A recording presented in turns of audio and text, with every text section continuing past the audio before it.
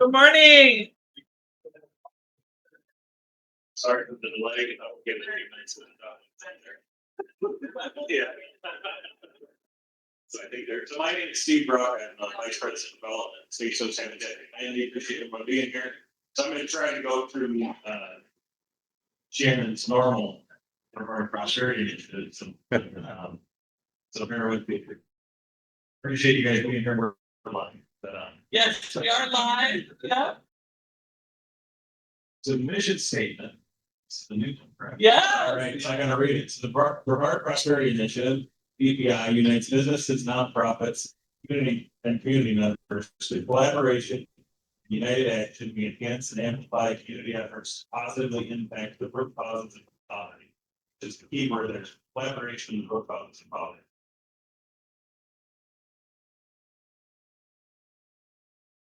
It's been a journey for a lot of us, a lot of new faces, a lot of people have been here, so we always appreciate our partners and support. I think the Grace has been amazing. He helps us here. You like our tech launch credit union, Simplify, and First Business Acceleration Network.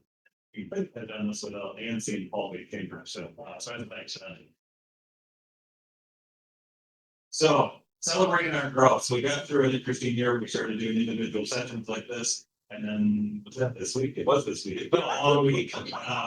We met. Shannon hosted kind of a team building retreat to really go through where we're at. So we got together, did some breakout sessions, really look at where this group has been and where we want to go in the future. This, I think, some brilliant ideas came out of it. One of my key takeaways was that it hasn't always been everyone on the same page of where we want to go, but everyone keeps showing and trying to make this work. So I think it's a testament to Shannon and Nancy to keep this thing going. Some of the old Dan's here somewhere. Dan, but Dan and Tony too. So I came in a little bit later. I think we'll go through some of the takeaways from that meeting soon, right? Yeah. Okay. Yeah. Or there if you want. Good. Yes. I'm good. So, well, we talk about the 10 root causes of poverty. I think we think a little more positive ways. The 10 pathways to prosperity. And you can see that when you look on there. It's how people can get out of that root cause. It's one you want to teach them to finish, not make them finish, so to speak. So it's job opportunities, education and training, housing, transportation, health, food security, we're talking about today. Child and family care safety, justice, and community voice and advocacy. And they're all part of it. Let's start anywhere from the south where all these pieces come together to try to break that generational cycle of poverty that we're living in. The focus areas. So we're trying to be in totality, but really the goal of this that we come from the Florida Chamber is to break it down by zip code, to really find the champions in those neighborhoods that are the most underserved and do what that you can see here. And I'm not going to give the mic to Dan just yet. He loves numbers. Not at all. But really, so it goes in kind of a scorecard. You're sitting great. It doesn't mean there's not poverty there, but it's more of a trend line and what percentage of that population start. So we break it up in zip codes in the county. And all of this is on the dashboard showing it. The next panel focus. We're going to brush through this a little bit. So we have time to put this panel, but we November 14th. Here, correct? Yeah, here. And thanks again to Dwight. You give a little nod to my friend Dwight. He's an amazing guy that makes work here. He's always offering every time I hear him into a group that needs a housing problem, he has the ability to help. Call him, talk, and try to solve it. So, and he said the same thing to this group. So, Dwight is the president and founder of Wings of Grace Ministries. He's been dedicated to empowering youth through that ministry and push team through programs. And I think he says it best himself, but he uses that aviation initiative for students to earn their private pilot license, the community service, some programs that he has. But I always like when he said about to teach youth what consequences is for flying. Choices really matter. Starts to wake up that conscious mind about the choices we make in life and do a faith through. So I believe Dwight, we can celebrate that Dwight just got their certificate of occupancy on their new project. Congratulations on what things are. And we just appreciate it. Really do. Marcus is here. Marcus is not here. Marcus said, Belleville City Council has been an amazing partner. Well,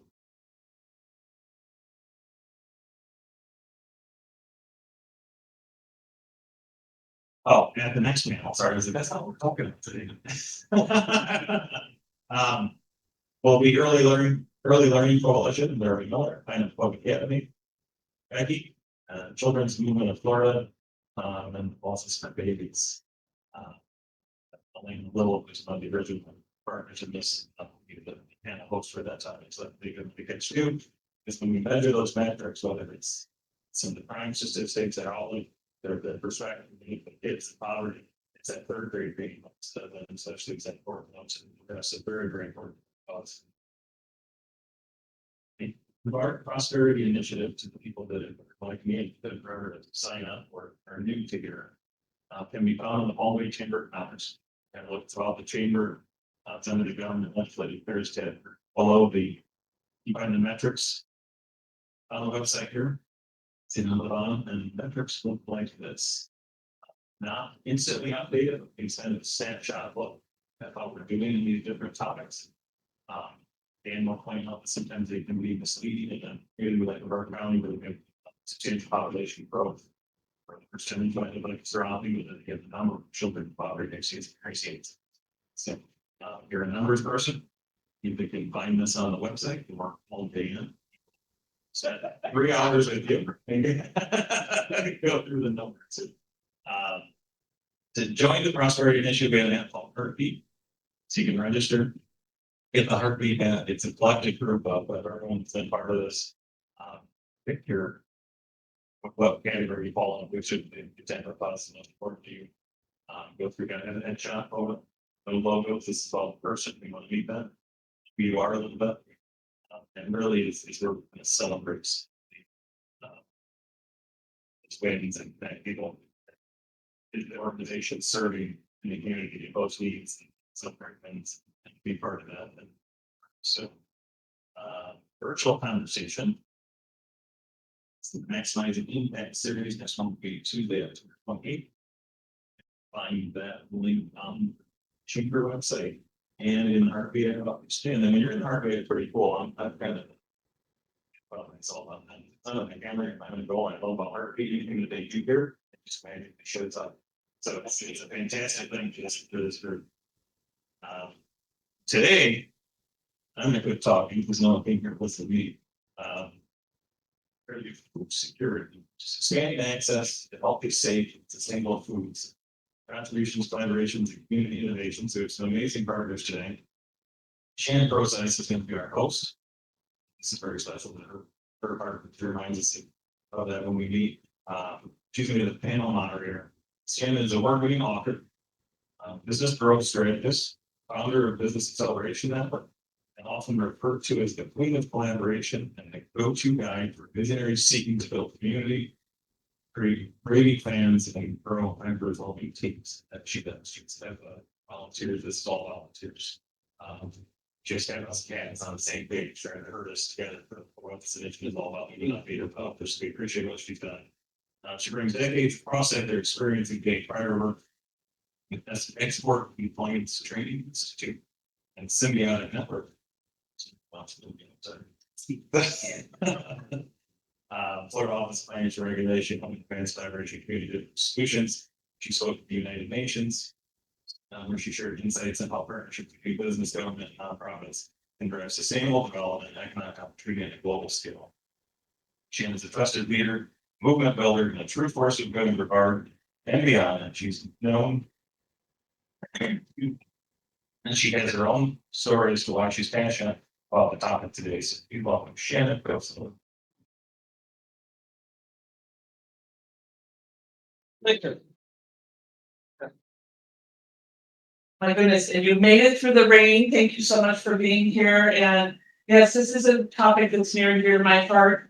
It is something as a young child, when I didn't have food, it's what ended putting me into foster care. So it was that lack of food, lack of resources, lack of being vulnerable, I think, on my dad's part of like, hey, we're having a challenge, and what's there. So I'm so grateful. It's have such an incredible panel today, and want to dive right in.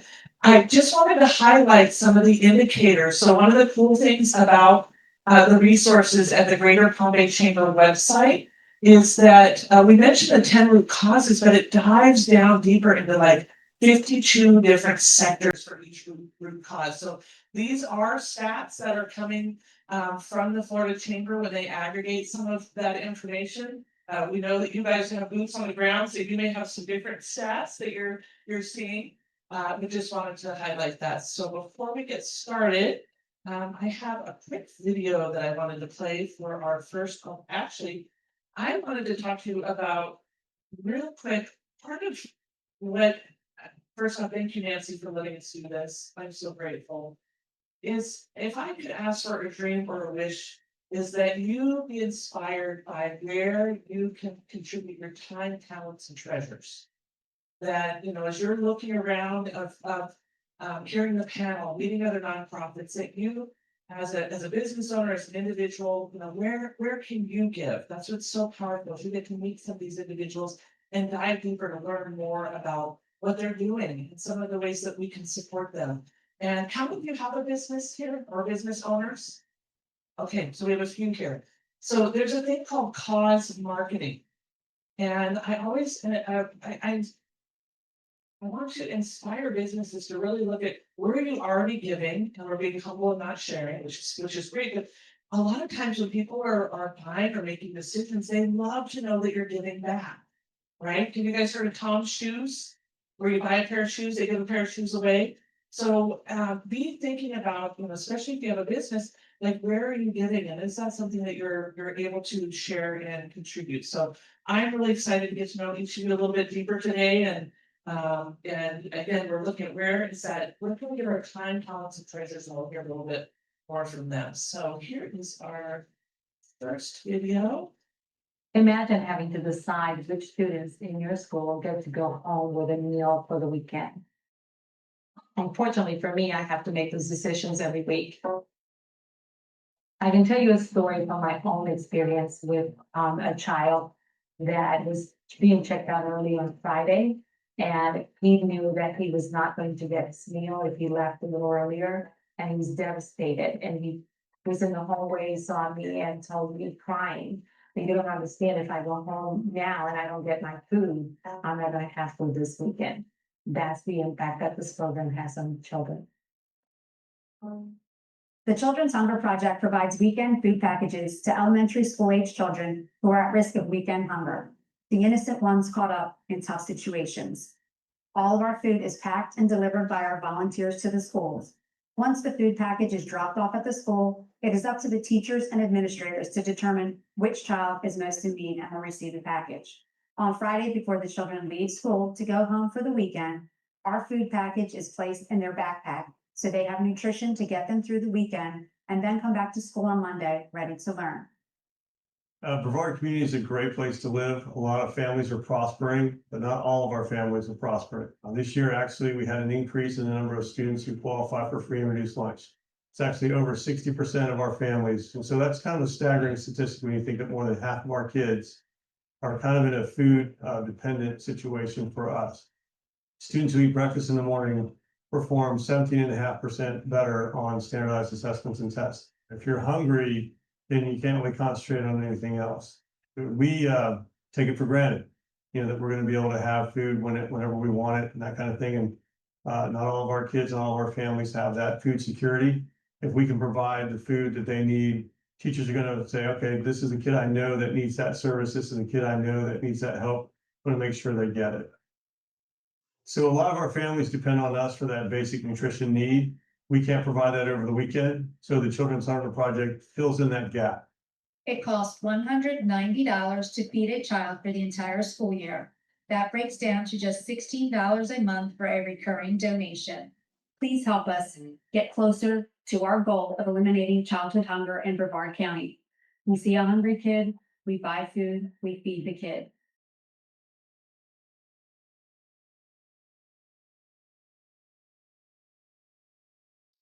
So I have the honor of introducing Sabra Secure. She is dedicated community leader and advocate for children, families, and families on the Space Coast with a strong passion for service. She devotes much of her time and energy to support the Children's Hunger Project, a nonprofit organization ensuring that elementary school children have access to meals on weekends and during times when food may be scarce at home. In her role, Sabra helps connect community members, businesses, volunteers to the mission of ending childhood hunger locally. She plays a vital part in outreach. She's very involved in what we're doing. Thank you for being here.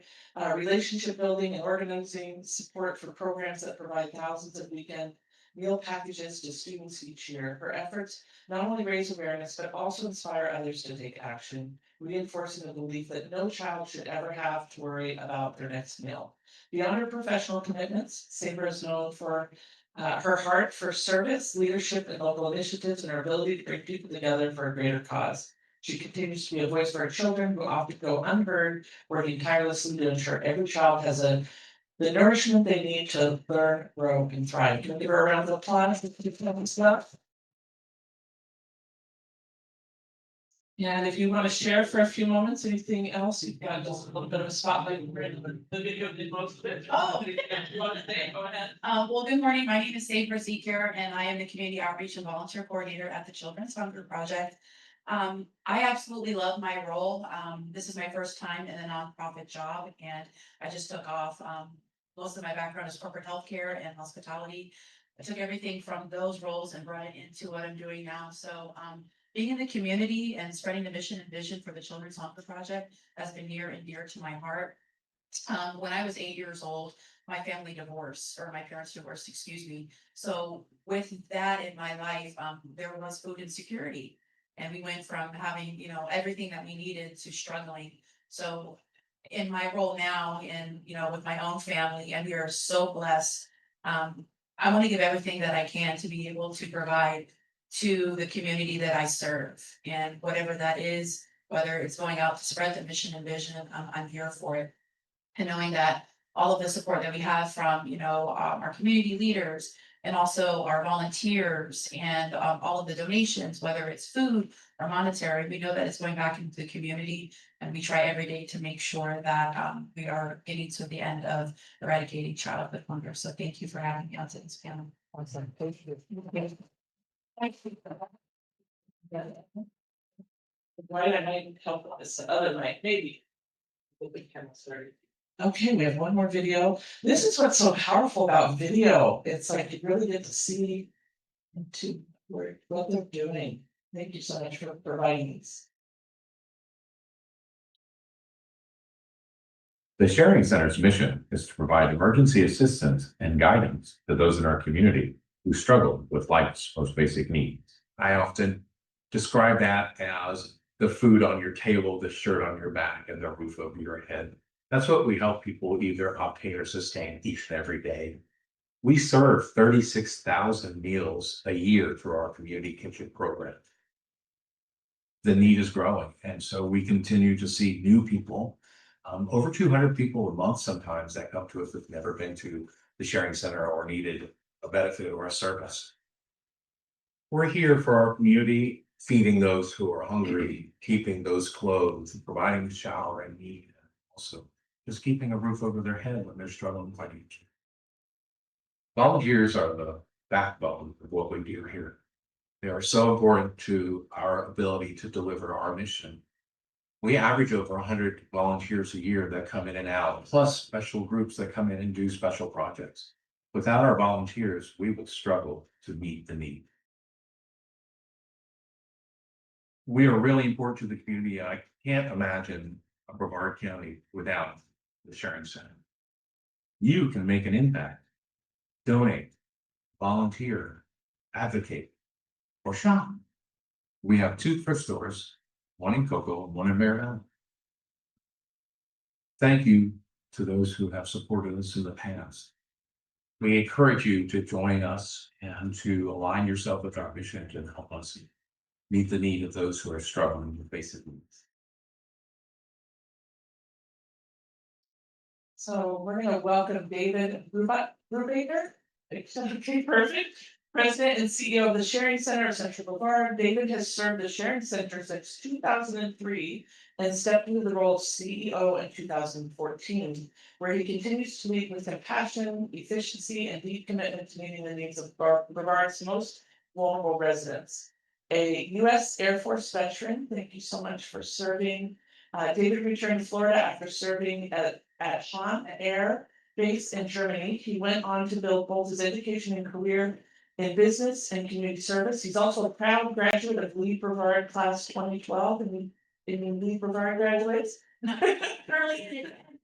David's leadership extends far beyond his professional role. He serves as an elder at the Cocoa Presbyterian Church. He's a longtime member of the Cocoa Rotary Club, where he is honored as Rotarian of the Year and serves as president. He's received Rotary International prestigious presidential citation.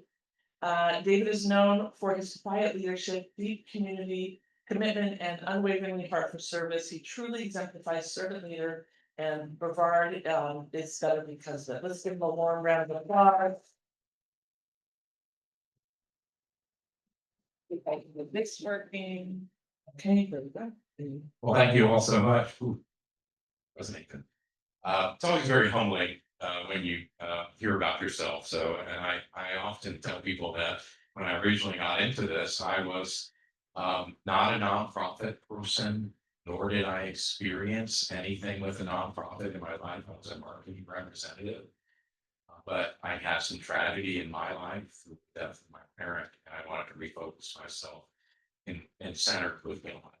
And so through that journey, it brought me to the Sharing Center in 2003, and we've really done a lot of great work there. As you saw, our mission was to provide emergency assistance and guidance to those in the community who struggle with life's most basic needs. And I said in the video, it's about the food on your table, it's about the shirt on your back, it's about the roof over your head.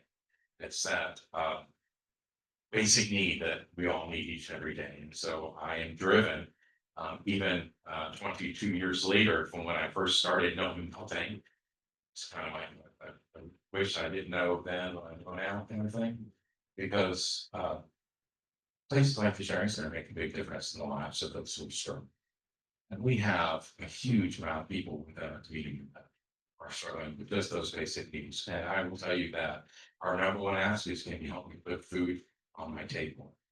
And so when I got the invite today, it just made sense to come and kind of tell our story and hopefully motivate. And I'll also learn some stuff too. I also see some partners in here that I know.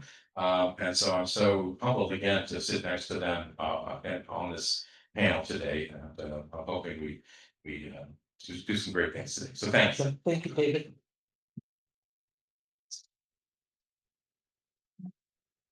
Okay, our next panelist is Camille Hadley. She's a recognized leader in environmental and climate justice with a focus on sustainable development, community resilience, and collaborative adaptive strategy. She's the co-founder and executive director of Little Growers, Inc., where she leads programs rooted in environmental education, regenerative agriculture.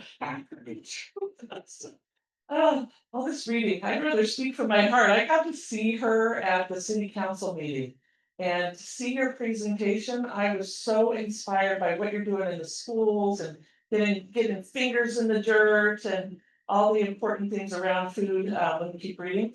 And green infrastructure. Camille serves as the coalition partner for the East Central Florida Regional Planning Council, Brownsfield Council, and is a member of Brevard Sea Grant Steering Committee. She also consults nationally for organizations such as the Climate Network and Americans Earth Alliance. She collaborates with institutes like Stetson University and Florida Institute of Technology to advance biomediation, stormwater management, flood mitigation initiatives. So let's please give her a super warm welcome. Thank you so much, Shannon. Thank you everyone for having me today. I didn't have a video. We are still a very childlike organization, as you can see by our logo. But we're growing very quickly thanks to all of the support of Brevard County and the community and our partners. But I did write down what I have to say because I get so excited and passionate about my work that I tend to get a little long-winded. So my team is like, Camille, you need to take notes. So, so just to share a little bit about us, Little Growers Inc. We envision a thriving future where youth are empowered, communities are nourished, and ecosystems are restored. That vision is what drives every part of our work, from gardens we plant to the leaders we grow. Our mission is to empower youth and communities to build a more resilient, equitable, and sustainable future through hands-on education, workforce training, and nature-based solutions. We're rooted in environmental justice, but we design place-based solutions to local challenges like food insecurity, flooding, habitat loss, and climate vulnerability. And we organize our work around our four core pillars: community education and connection, youth programs, nature-based solutions, and green infrastructure. And now very excited about our upcoming workforce development programs. Some of our signature projects include our Crane Creek Restoration Project, which is being built in South Melbourne on Brothers Avenue. This is going to be our first food forest that we are designing to address food insecurity in that area, but also to address some multifaceted issues that our community faces, which includes flooding, nutrients that are entering our Indian River Lagoon, which we all know is where a lot of people in the community fish for food. In addition to that, the Crinkly Restoration Project will address some soil remediation, air quality in the community that's overburdened by environmental and corporate toxin. So we are really excited about that project. We also are in the process of developing an aquaculture system that is going to grow fish and food for the community, but also mangroves, seagrass, oysters, and all the wonderful things that are going to help restore our lagoon that we've cherished so much. And of course, we're working with Florida Tech on our Space Coast Rescue Project, which has allowed us to implement 10 weather stations in our neighborhood, which formerly was a weather desert, is now a weather oasis. So we're collecting weather data out of South Melbourne. So Little Growers is up to doing a lot of things, but food security is definitely at the root of who we are. And I tell people this all the time. I founded this organization with my husband because we had 4 teenage boys that were eating outside the house and home. And like most of the people in the neighborhood, we didn't have cars, so we couldn't even get to the Walmart that's only 1 mile away. So we just started growing food in our front yard, and that's where we are now. And we're growing and just excited to be here and share our story with you. Yeah, I haven't made up my mind yet, but I will. And I was just thinking, I'm getting ready to play another video, and your guys' back is to it, so I apologize. And up is as the next leader whose impact can be measured by millions of meals served and millions of dollars raised. Before we welcome up, we have one more video.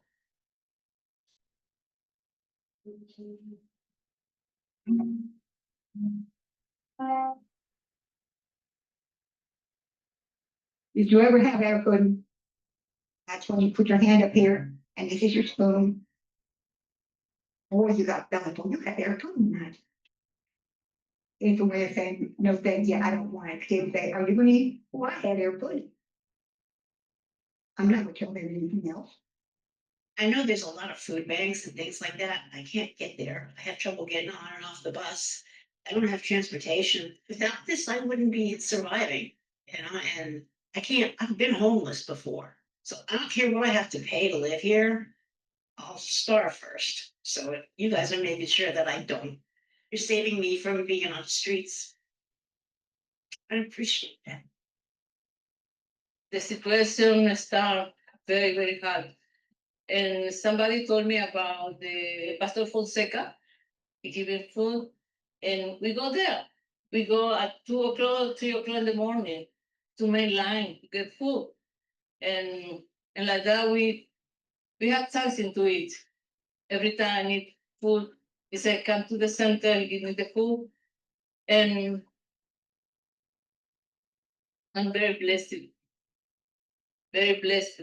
To know that we live in America and our kids are going hungry is unacceptable. If Second Harvest was to disappear, Serenity's Grace would close. This community would suffer immensely. It feels good to know that there's people out here that want to help people that they need. They're all really good people here. They make you feel welcome. They don't make you feel like you're needy. Midway community, many of the parents, they're very hardworking. They have multiple jobs.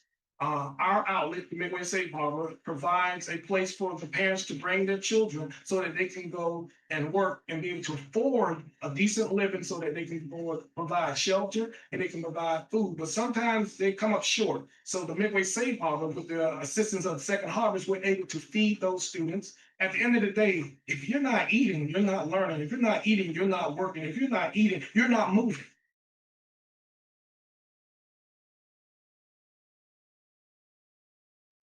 Second Harvest Food Bank is a nonprofit organization that supports a very large network of other nonprofit hunger relief agencies to distribute food to our friends and neighbors in Central Florida who simply aren't sure where their next meal is coming from. The reality is it could happen to any one of us. It could be anybody. It could be the person pulling up next to you in a red light. It could be the person standing behind you in a grocery store. It could be the person sitting next to you in the church pew. Over 60% of Americans have less than $400 in their savings account. That's one crisis, one car accident, one emergency medical hospital stay away from being bankrupt, basically. And it could happen to any one of us. Well, Second Harvest is our biggest contributor of food to our center. Second Harvest is basically the pin that holds all of this together. When you give $1 to Second Harvest Food Bank, we're able to turn that dollar into so much more. Fresh fruits and vegetables, protein items, meats, things like that, in addition to shelf-stable foods, all of the things that people need to have a healthy, nutritious diet. A large or significant percentage of the food that we distribute to our friends and neighbors is actually healthy food. We try and supplement that with nutrition education. So we teach our friends and neighbors how to prepare that food that we give to them as well. Culinary training program is a program that we have at Second Harvest where we teach and coach students to become cooks. We give them a hand that is transformational. We not only feed the line, we shorten the line. The way that they taught us and the commitment that they showed, it meant a lot to me. And it's what really got me focused and saying, I could take this serious. It was hard, of course, initially, but the experience was great. Like I felt like I found out. This program really fed my heart, and it still has me eating. You know what? I've never seen Tony sold out. Don't matter what denomination you are, what color you are, or what state you're in. They don't turn the back on it. And that's great. Hunger is a solvable problem with resources that already exist. One person can make a difference in this mission because food banking, for all of its millions of meals that we put out every year, at the end of the day is a one meal at a time. Yeah, that's what it's about. Thank you for saving me my daughter. Yes. I know people don't always understand how hard it is, but it can really destroy a person. So it means a lot. It means a lot to a single mom or any family in a struggle. It means more than you know.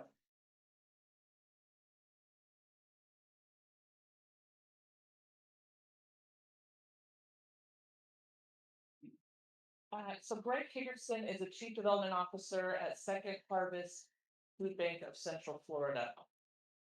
Sorry, that video gets me a little choked up. All these, isn't this? Oh my goodness. He has dedicated nearly three decades to Second Harvest, where he has helped lead the fight against hunger across our region. Over the past 29 years, Greg has unforeseen fundraising, marketing, and volunteer initiatives that have raised over 160 million to help feed individuals and families in need. Today, he leads a powerhouse team of 23 professionals across fundraising, communication, and volunteer management with an ambitious annual goal of more than 20 million. Greg's expertise spans all areas of nonprofit development, including nature, gifts, capital campaigns, corporate partners, events, planning, and planned giving. He is the past president of Central Florida chapter of the Association of Fundraising Professionals and was honored as Central Florida's outstanding fundraising professional at AFP. A respected leader and passionate advocate, Greg's work continues to make a meaningful difference in the lives of thousands across Central Florida. Let's give him a warm Brevard Prosperity welcome. Thank you, Shannon. Good morning, everybody. Wow, what an intro. I get choked up by that video. And as I watched it, I was thinking about how different our organization looks today versus 29 years ago when I started. Back then, we were able to distribute about 6 million pounds of food a year to our community, to all of our partner feeding programs.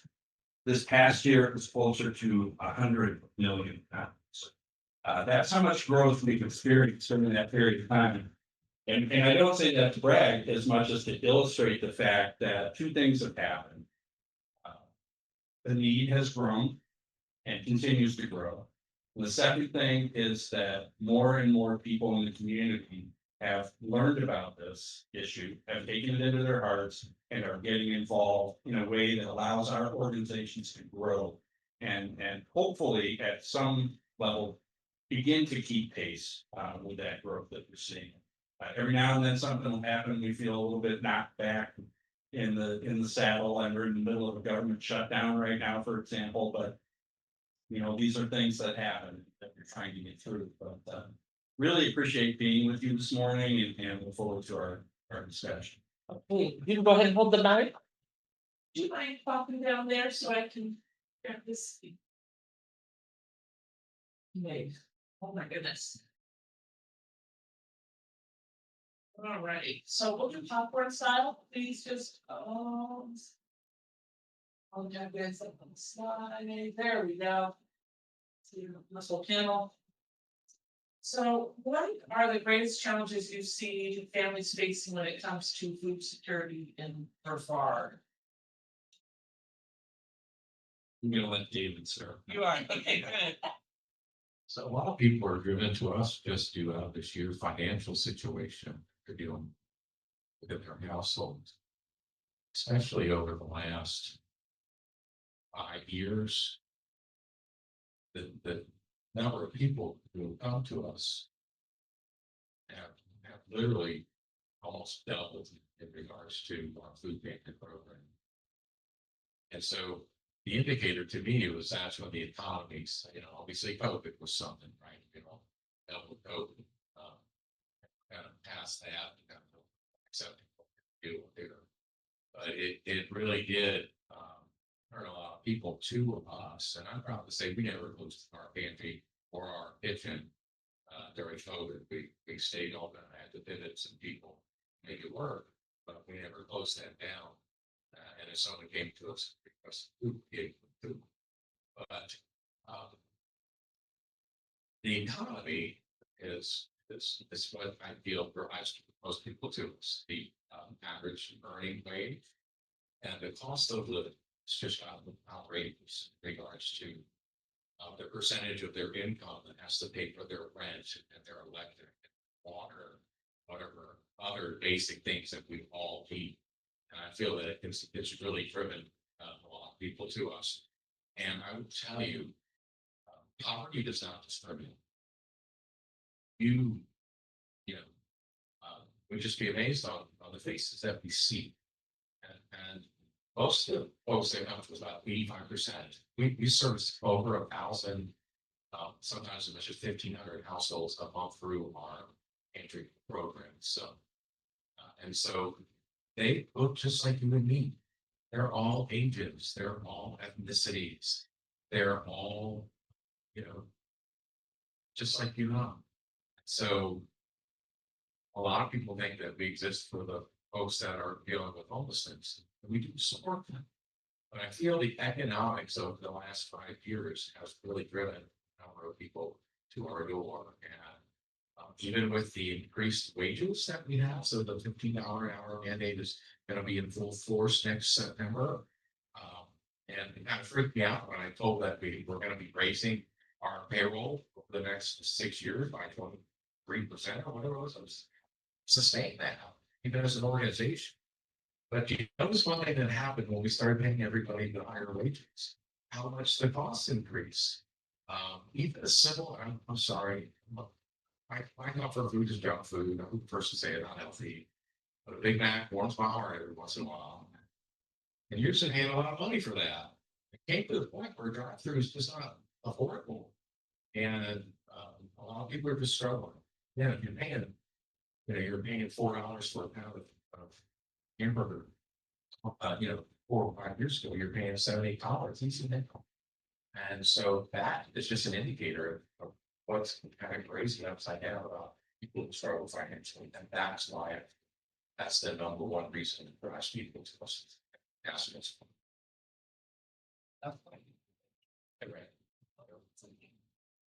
So to piggyback off of what David had just mentioned, at least for the Children's Hunger Project, we see that there are hardworking families. So for example, we did a back to school event with the school out Logo, and I met with a mother that her husband was laid off at a job recently. She was a CNA, and then also picking up odd jobs here and there. But she's a professional, and she's still struggling to put the basic needs of food on the table for her family. And I think another thing that that's a challenge for everyone that is just struggling to make ends meet is that there's a stigma that's asking for help. And a lot of times when we have, someone coming off the street to come into our facility, we try to provide them as many resources as we can. And people come in and they feel embarrassed. You should never feel embarrassed to ask for help. And I think that just with the challenges that we're facing with food insecurity, we're seeing that a lot more now. And it's alarming, as David mentioned, anyone at any given time. And we're just there to be able to provide that support and whatever that looks like for that person. Okay, it's working. So I agree with the panelists for today. I think that another huge issue is access. Even with the sharing center and the food harvest, a lot of people aren't able to get to these places to get access to the food. So I think about Brevard County and, a lot of communities here are experiencing what some of you might call a food desert. But I don't like that term. A desert is a naturally occurring phenomenon. You can go to a desert, you can see the sand, that cactuses grow in a desert, that there's not a lot of water there, but there's no vegetables growing, right? I prefer to think of what we're experiencing as a food apartheid. It's systematic. It's an issue of access. It's an issue of education. It's an issue of affordability. And when we think of it that way, then think about how do we change systems to be able to address food insecurity. And I think that really needs to be the focus, is not just addressing this idea of food deserts, but addressing the system that is causing food insecurity. And, here in Brevard, families are, like you said, facing rising grocery costs. That's why I've got 9 chickens, because I like to have my own eggs. I'm not paying $36 for 5 dozen eggs at DJ's ever again in life.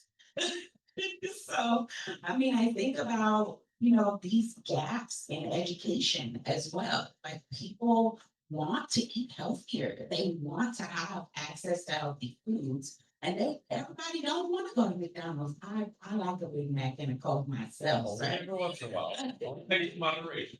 But communities, as they're becoming more educated about how food is affecting their bodies and their health, they're wanting to eat healthier. But if you are working 2 and 3 jobs, if your kids are latchkey and they're turning the key to get in the house and no one's there, who's preparing those healthy foods? Who's teaching them how to make this quick and easy? If they don't have local access to food, how are they getting it into their homes quickly?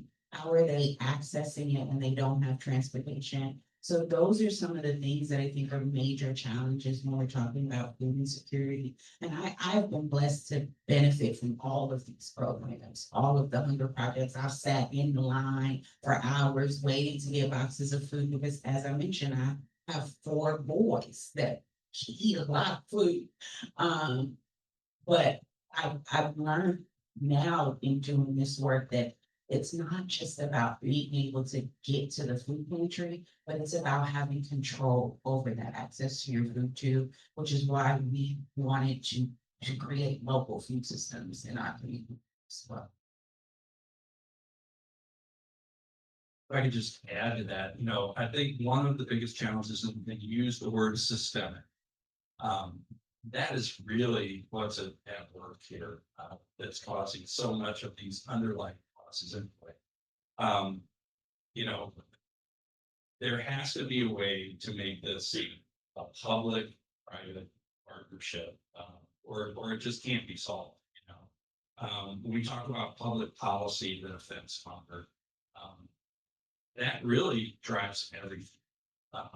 As nonprofit organizations, we would love to think that we're going to be able to just come in and solve all these ills, but the truth is, there's a reality of scale involved here that no amount of nonprofit work is going to be able to solve unless there are systemic changes that allow people to have sort of a higher standard of living, whether that's around wages, whether that's around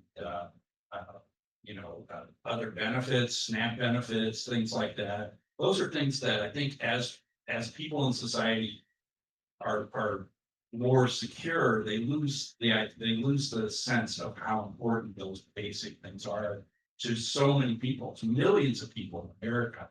And I think if they knew more and took it into their heart, as I said before, we would have lots more public policies that are geared toward allowing people to have those basics in life. I was telling David at the beginning, we're both old enough to remember a time in this country when really having any job would allow you to cover at least the very basics of life, right? We now have people that are working 2 jobs, sometimes 3 jobs, and still not able to cover what those basic costs are. When it comes to food, unfortunately, we know that they tend to put that last in the budget. They'd rather have a roof over the head and a car to get to work and those kinds of things. So, it's the one thing that fortunately we live in a country where we have a lot of resources around food. And we can get our arms around that, but not fully. We need a much bigger commitment at the policy level to really have that. And what a strong nation we would be if we could do that. Thank you so much. I love the fact that you brought up so many variables with, or why we're so excited about the Prosperity Initiative is, transportation and getting everybody to the table to discuss, because what's so important, as you mentioned, policies, is to be able to let people know what's going on, and to have partnerships like the Chamber of Commerce, so that when you have an initiative, you can say, hey, this is something that we can work with. And I know we don't have farms here represented at the table, but when working with the Symbiotic Network and the Food Network here in Brevard, it was so fascinating how when you start connecting the dots of the farmers and the restaurants and that there's so many resources right here, but they're alone, right? And that's where it's so important that we come together and have these conversations. Thank you. That was really insightful. So what innovative solutions or partnerships are making an impact right now? And as they're sharing this, we want to be thinking ourselves, who do we know? Because they're planting seeds, maybe things that work, but more of that, right? Here in Brevard County, our organization, by the way, as you might be able to tell from the video, serves 7 counties of Central Florida. Our main mothership is located in Orlando, but we've always served Brevard County. Many years ago, it was through an organization called Brevard Community Food Bank. One day we got a phone call that said, Catholic Charities ran that program, said, we're getting out of the food banking business. Do you guys want to take it over? And back in 2000, we said, how much time do we have? And they said, end of the month. We said, okay, we'll do it. So, with the support of the community, we've managed to grow that here in the county. And it's been a continuous growth curve, and again, that has to do with what we were talking about before with inspiring and engaging people to get involved. The more people that we've managed to reach, the more resources we've had to be able to distribute. And that's been a difficult thing, because when you're based in another city and you have a little warehouse tucked off in a industrial park somewhere that no one ever sees, you go years and years and years without people ever really realizing you're here. And so, a year and a half ago, we were forced with needing to find another location here in Melbourne, and we had an opportunity come up to where we could get into a property that was twice the size of our previous facility. It's made all the difference in the world. We're able to distribute.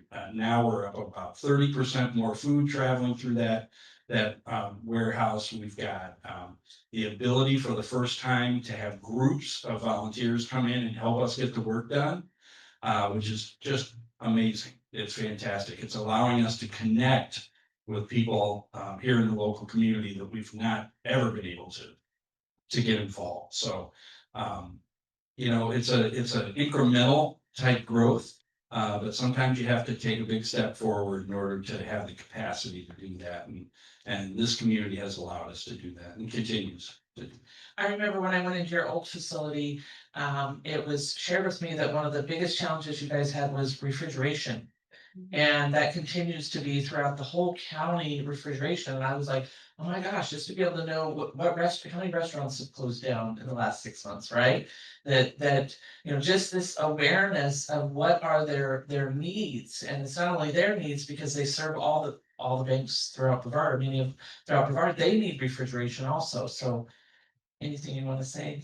Yeah, we are the hub here that for about 90 different feeding programs across the county, which is where the work really happens. It's where the rubber meets the road.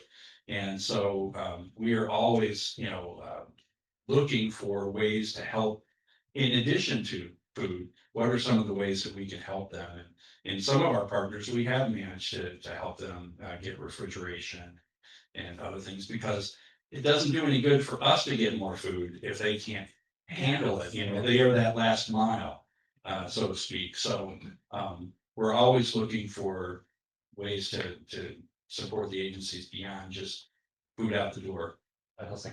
Yes, and just one more, I just want to add, this is part of why in our Heartbeat community, we have an ask and wish list. We have created a place where you can come in and put, this is what we're looking for to be able to spread the word in the community. So go ahead, and the question, you remember it, right? Yeah, and I just wanted to kind of put an emphasis on the collaboration. The aspect of partnering with folks such as Second Harvest and Children's Summer Project. We have a relationship with them as well. And so the collaboration and the ability, like with Second Harvest, to increase our capacity through programs and things. So they manage something that's called the Grocery Alliance Program. And the Grocery Alliance Program allows our agency to take a refrigerated truck up to the Titusville area, and we glean 3 times a week, if not more, depending upon what they have from all the major grocery stores. So the grocery lines do that. And so that infuses roughly 30,000 pounds of food within our agency, and we distribute between 75 and 100,000 a month in regards to food. So that's our number one source. And the benefit to us and our clients, obviously, is that we are getting fresh produce. We are getting quality proteins. And so through that, when someone comes to our center and requests food, we're able to give them 5 to sometimes as much as 8 packages of meat at each time. So we're literally giving them at over a week's worth of meals, and it ramps up. The more in your family, the more that we can distribute. But we would be able to do that. And I'll tell you this again, our relationship. It was 2004 when you moved to your new location, because the old food bank is on our property at the shopping center. So you were a tenant. And so we had inherited the warehouse and we rented out to y'all. Except for you grew so much, so you didn't have a dock there and you needed more refrigeration, more capacity. So I understood that one. I was along with that journey. But you know, the thing about how it infuses the food and how we are able to partner with the different foods that we get. And so recently we've entered into a collaboration, kind of a little different subject, but we're wanting to raise the bar on the healthiness of the food that we're distributing, right? So Second Harvest has a program where it's kind of like literally like a stop sign. You got your red, you got your yellow, you got your green, right? Red, all the sugary stuff, the things with fats and all that, not things. We want to transition to the yellow and the green. And we're making that move based on the things that they've asked us, would you be one of these partners who could start moving your clients to that? And so it has an initiative where we provide literally instructions on the food that we're giving you, on how to cook it and how to prepare it, and to kind of raise the bar for the families and the individuals that are receiving the food, and for us to move into more of a healthier component. Again, food, nutrition, health, it all ties in together. And if we can provide healthier foods, we can make our clients healthier, and maybe they won't have to call in sick or have to go to an emergency room, which in COVID we don't even have anymore. But those type of things, right? So the collaboration, and then my friends at Children's Hunger Project, again, the collaboration is key to any organization. In 2010, we came together. We're both United Way agencies. In 2010, we came together with a pocket of money that was dedicated to Children's Hunger, and we walked out of there in a partnership where we helped grow their program. They were only in Melbourne, but we wanted them to take all the money and start spending it on the central part food. We created a program too that we provide a bag of lunch, a bag of food for breakfast, lunch, and dinner for a family of four. We distribute it to the schools on Thursdays and they pick it up Fridays. And so the family as a whole, it's a little different model, but the key is the same. We want to make sure, you know, that the kids are getting the nutrition, but we were thinking we didn't want competition. And I know they have a plan for that as well, but we were focusing on the family. So today, 150 families in the central area will receive that bag of food to take home. So they guarantee they have food on the weekend. So we've done this now for 14 years. And I think we know the results: better attendance, better behavior, better grades, all from feeding a hungry child, right? So we walked out there in partnership and we actually helped deliver their product. And we partnership with fundraising as well. We have a big 5K. It's the Health First Child Hunger 5K. It's in January 10th. Okay, I'm sorry. But this is year number 10 that we've done it. So it's that collaboration that moves the bar, right? And allows us to provide more food, healthier food, and a targeted audience that we feel the most vulnerable, because I feel that the children are the innocent victims of poverty.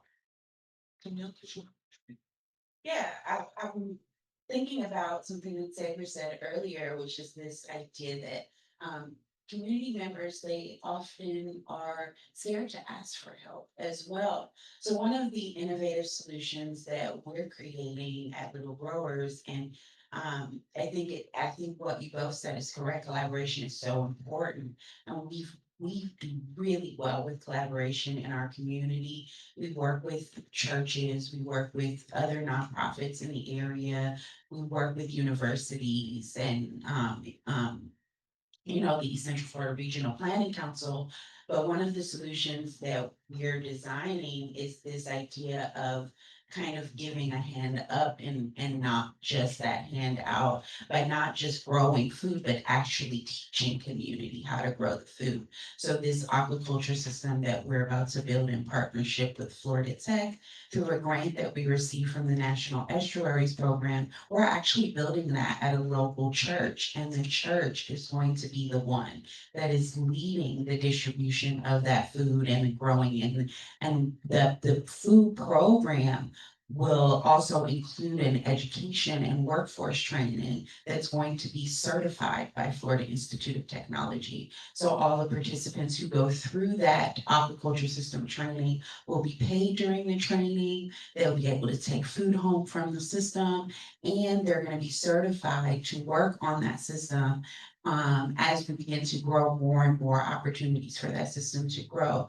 So this idea of not just growing food and supplying food to the community, but also teaching the community how to be a part of that process. And we do that with our youth in the summer as well. We do our summer Earn and Learn program where we take teenagers 13 to 18 years old and we pay them to be in camp with us, and we teach them about environment and climate, and we also teach them about agriculture and sustainable green infrastructure. So our vision is not just to give access to food, which is great, and communities benefit a lot from that, but it's to change that system that I was talking about earlier and create opportunities for them to grow and participate and know where their food comes from and have that idea of food sovereignty versus food insecurity. People, do you want to contribute?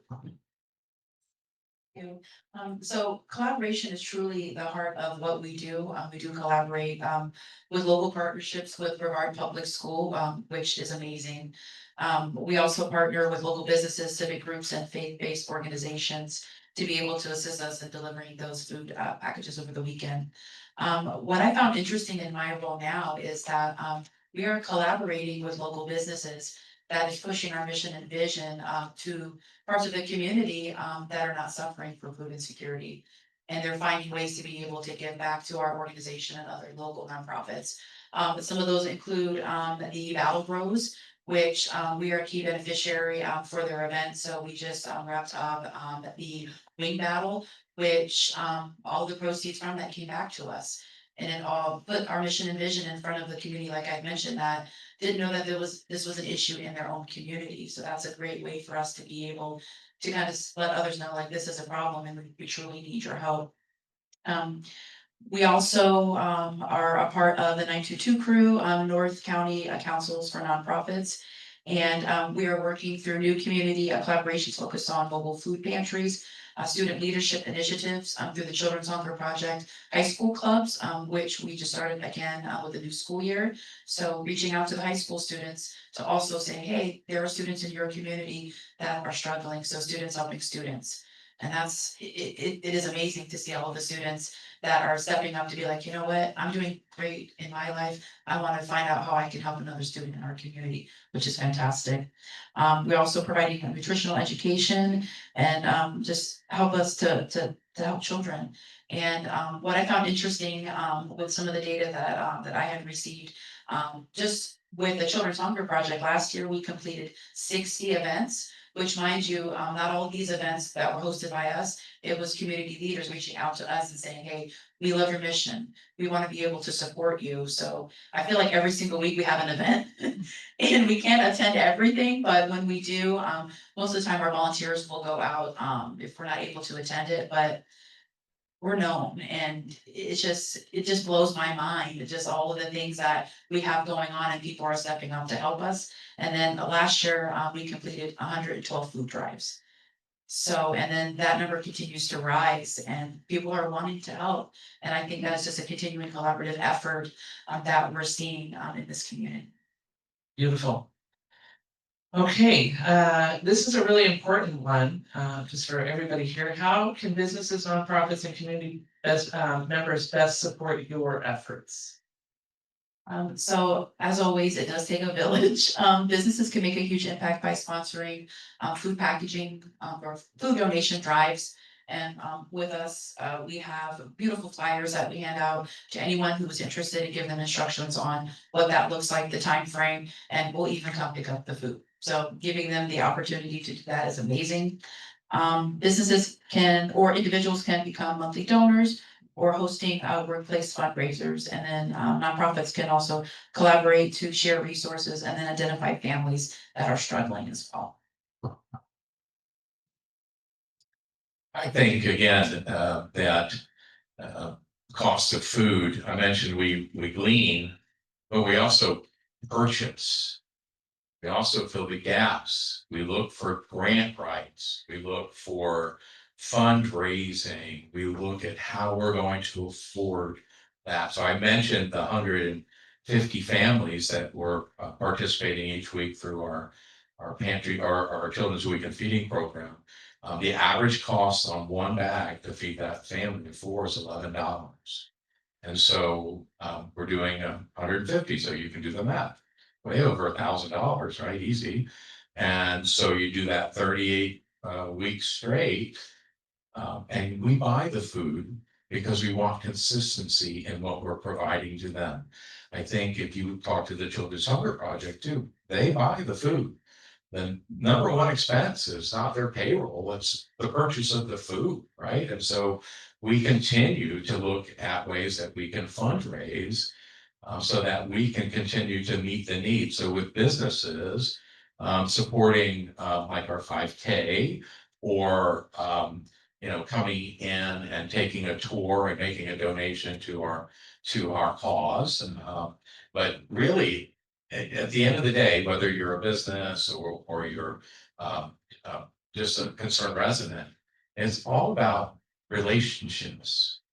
It's all about reaching out and establishing a relationship with these corporate entities, with the civic clubs, with the government, the cities in which we operate in, and such as that. So if they don't know who you are and they don't know what you're doing, then they're not going to, know anything about you. So you have to go out and create these relationships. And the thing that sells, the number one thing that I see is getting people on property, walking through the sharing center sometime around 11 o'clock every day. We see 150 people waiting online to eat. When you see we've already provided over 20 families in 3 hours of emergency food. When you see folks waiting to take a shower. When you see, the line of people, it's just that visual. And so we get them on property and then they say, okay, how can we help? And they're like, hey, we got this barbecue in April. We're raising money to help buy the food for our children's weekend feeding program. Can you sponsor and such as that? So it's really the relationships and then letting them know how they can respond. So whether it's a team coming in to build, right, to do your packing, or whether it's individuals coming in or taking tours or whatever, it's about that relationship. And I think that moves the bar in regards to the resources that you need to continue the mission itself. I think the best way to support is through shared ownership and action. We're all living in this community, in this county, and if what we do collectively helps families to have healthy meals so that they can go to work, more dollars means more money into your business. So if we're helping to feed families and you're helping us accomplish those goals, then you're going to increase your business. You're going to increase your bottom line. It's going to be a full circle movement. I think that the other thing is that this intentional collaboration, shared resources. One thing that we recently did at Little Growers is we recognize that a lot of our local community advocates and organizations were not getting access to funding and resources that they needed. So when we won the National Fish and Wildlife Grant, I'm a big Christian girl, so I believe in giving my 10%. We gave 10% of that $600,000 back to our community organizations. We gave them $10,000 apiece to come and work with us, to volunteer with us, to organize and create with us. And that's how we're able to develop really impactful programs and keep community engaged and involved and keep that sharing of information that keeps the knowledge of the work that we're doing growing. And the other way that you can help is show up for us. We have opportunities for you to engage with us. Little Growers is hosting our 7th, is it the 7th, Thea? Our 7th Make a Green Noise Environmental Forum, where we educate community, city and county partners, universities on the work that we're doing, environmental and climate justice issues, food security issues, So our 7th forum is going to be hosted at Florida Institute of Technology on October 25th from 9 a.m. to 1 p.m. I'm sorry, 2:30, because we're also doing a tour of the Botanic Gardens. But and of course, we're gonna feed you because that's our favorite thing to do. So if you join us for Make a Green Noise, you'll get a breakfast and a lunch. And of course, we're gonna be doing our October Yam Festival, which we do annually. This will be our 6th annual Harvest Yam Festival, and that's going to be held on Halloween, October 31st. At Chief Cornerstone Missionary Baptist Church. So show up for us. We need you there. We need the resources that you have to offer. We need the dollars. I'm not gonna lie. I need the dollars. We need the dollars. The money is how we feed people. If this is driven by resources, and if you help us get the resources that we need, then those resources will equal out to more people at your business, more dollars in your pocket. We gotta get the dollars into organizations like these. And it could be through grant writing, it could be finding resources. I mean, there's so many ways to help bring in the money. And I know there's a number of people here that are not, how many of you are not in the Heartbeat community? Okay, so in the Heartbeat community, there is an event section. So we love to hear what's going on. You've been amazing at posting events so that people can collaborate and can connect and be able to share. And if you're interested in some of those, make sure it is so awesome because you can search in the search bar food events, right? Or anything that connects to your root cause that you're passionate about, you can go in and search at the top and connect. So go ahead. Awesome. Make a green noise. And the marketer in me loves it. That's a great thing. Marketing too. That's a love it. You know, when we think about all the things that make a food bank organization happen, make it possible, we used to think of it more or less as like a 3-legged stool, right? And without any one of those legs, it can't function. Money, obviously, it's the oxygen that really makes our organization work. Food, of course, we're in the business of moving food, so we work together with the food industry, and manufacturers, wholesalers, distributors, and so on to get that extra food that exists, and that's important. The other thing is volunteering, right? We have so much labor that we have to do to save some of this food, particularly the food that comes to us from retail locations. That is that scratch and dented type food. It may have a crushed corner on a box or a dented can or maybe a razor cut or something like that, but it's perfectly good stuff. It just doesn't look right. So they can't put it on the shelf. And so we get huge stacks of banana boxes from grocery stores filled with this stuff. But we need volunteers to sort it down and put it into, make sure that we're only putting the best stuff that we can forward. Nobody's gonna get hurt by this food.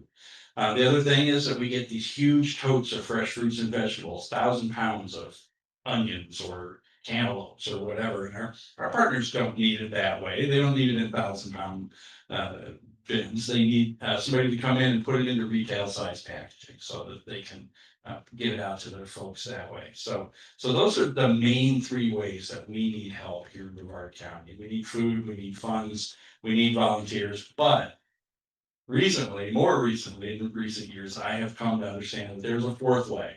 It's really more like a chair, right, than it is a stool. And that 4th one is advocacy.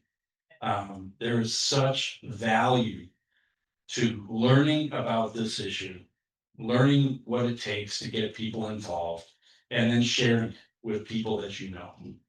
I guarantee you there are people in your sphere of influence, even if you already work in this field, that don't know and that are feeling, pretty secure in their own lives and just have a lot to think about and don't spend a lot of time thinking about the folks that are marginalized. You can make a difference in that regard, whether it's through just your personal circle or your business.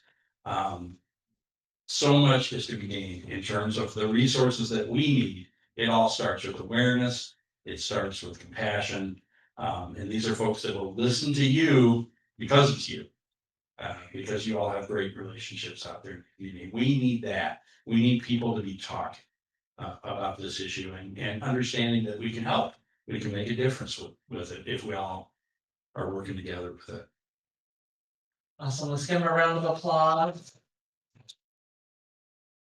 Okay, thank you so much for your time. I am super grateful. We only have a few minutes left, and normally what we do at the end is we have little tabletop discussions. And allow a little more time, but today I'd like to at least have everybody introduce each other.